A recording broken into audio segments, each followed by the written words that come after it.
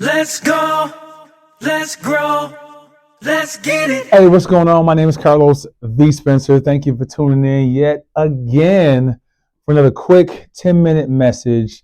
And let's talk about it. Let's talk about pride. Let's talk about pride. Is it a good thing or is it a bad thing? Or when can pride be a good thing? And when might it be a bad thing?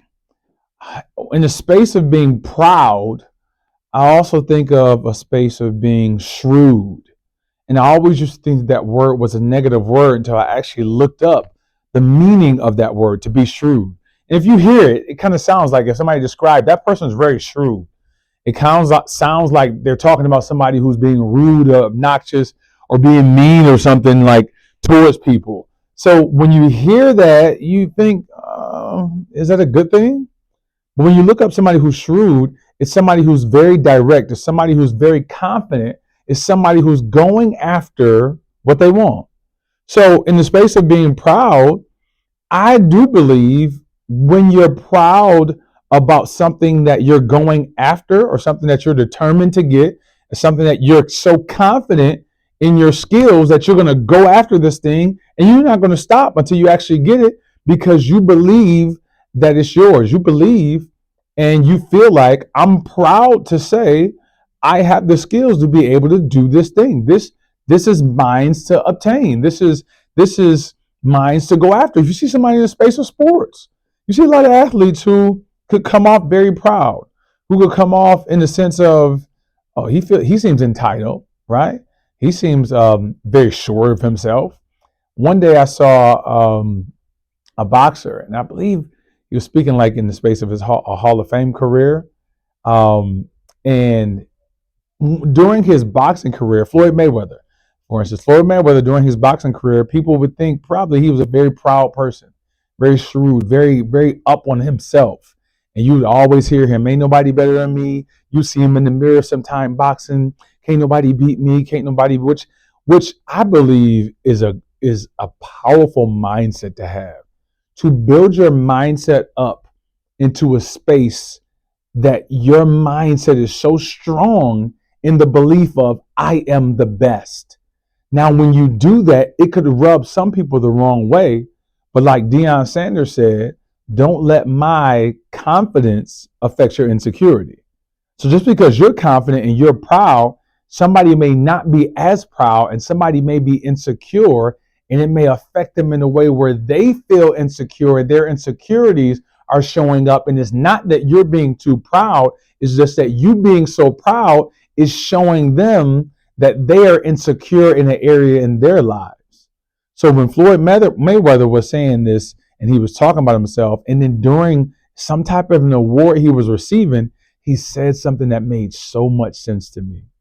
He said, who in their right mind would ever be in a sport or would ever go after something and say, my goal is to be the second best person to ever do this in my life.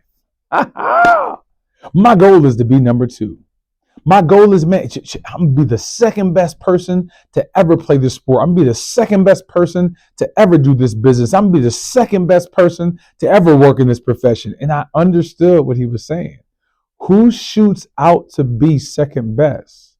So when you're proud of who you are, when you're proud of your accomplishments, when you're proud of what you're going after, when you're proud in the sense of, I am going to make this happen for myself, I don't believe it's a negative thing, because that can catapult you into a space to accomplish what you need to accomplish. And a lot of times you need that type of mindset to actually be able to do something that may seem impossible. So to be proud in your abilities is a really good thing. To be proud in what you're capable of doing, I think is good. To be proud in something that you've worked for, I think is so good. Michael Jordan had one of the best commercials I've ever seen in my life. He said, maybe it's my fault.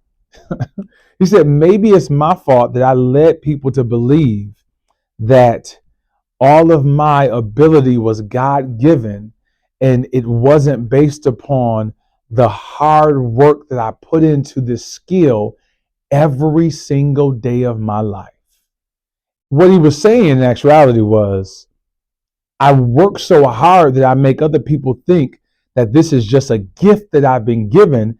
And I took from that some people may feel like he or somebody else could come off proud or pompous or up on themselves of, who do you think you are? Not knowing that this person worked very hard for who they are and worked hard for the accomplishments that they have and worked hard to be able to do the things that they can actually do. And you should be proud of work that you put in to actually be able to accomplish and become and do something that you have done. Now, when can it hurt you, or when can pride be a thing that's not good?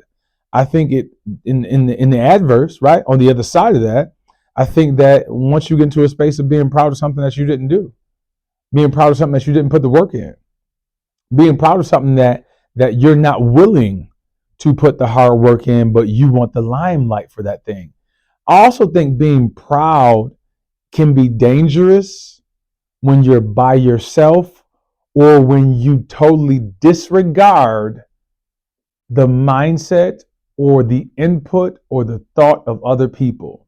Now, I'm not saying you can't make your own decisions and stand on your own 2 feet, but I am saying that you ought to not be so proud that you don't want to listen to anybody.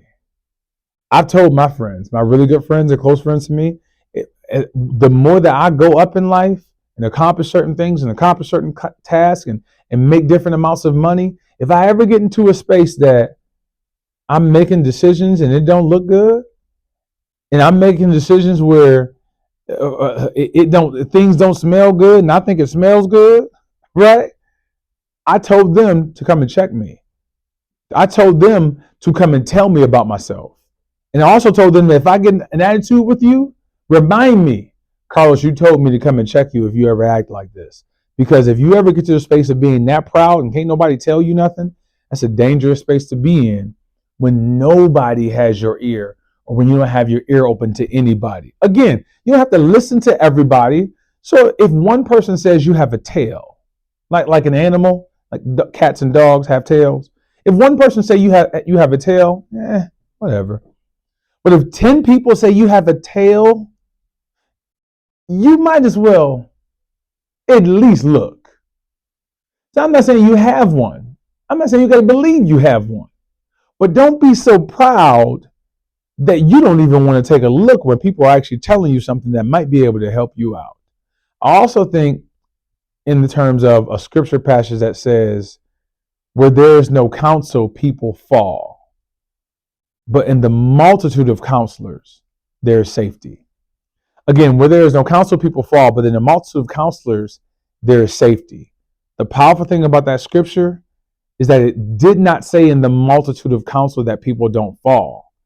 It said in the multitude of counsel, there is safety, which I believe that means it's a safe place to fall, where there is no counsel, where there's nobody who can advise you, and you're that proud, you can fall.